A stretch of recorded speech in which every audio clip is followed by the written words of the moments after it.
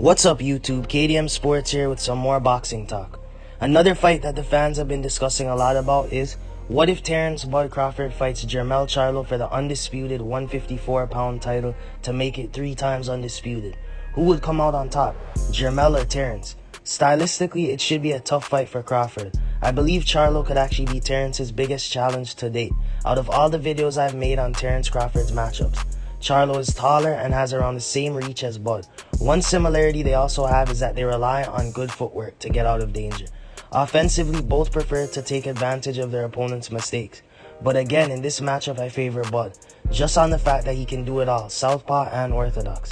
And I think in today's game, Bud and Boots are really the only boxers that are equally effective out of both stances. But power, I favor Jermell, and I think his record is a bit deceptive, standing at 54% KO ratio.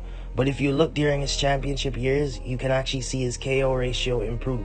Speed, I give Terence, because he's more wiry, snappy, and lighter on his feet. And I think that has a lot to do with him being a KO artist as well as his angles.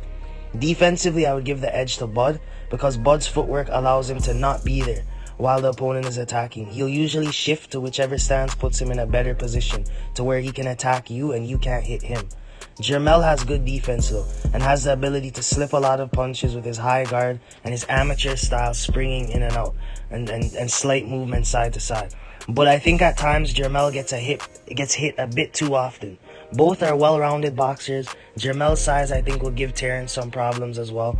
The left hook of Charlo is a very big weapon of his, and that's something I believe Crawford would have to watch out for. At times, Crawford has a tendency to be a bit too relaxed, and he sometimes likes to lean back when evading punches, and he could get caught.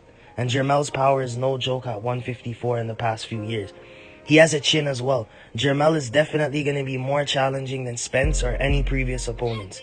They share similar qualities in the ring, just different styles, which I think would make for a high-level chess match. The lone loss on Charlo's record was against Tony Harrison, and Tony Harrison was an excellent boxer, but I think mentally Jermell at times is weak, and I think he gets a bit too emotional at times. The psychological warfare I think would be won by Terence, and that would give him an edge going into this matchup as well. Charlo also has one notable weakness, which is he loves to drop his left hand after throwing a jab. This is something he would have to watch out for when encountering a lethal sharpshooter like Terence. I think this fight really comes down to who capitalizes on whose mistake first, because both have shown a lot of recent success in finishing opponents, especially late in fights, and showing the ability to adjust in fights.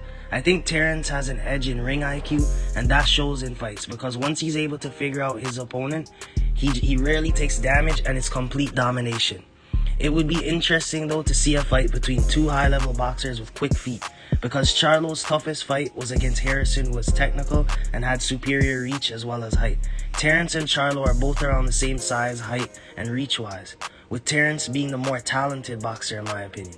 Overall, out of all these guys I made videos about, I really believe Terence skill-wise is the most talented boxer in boxing right now.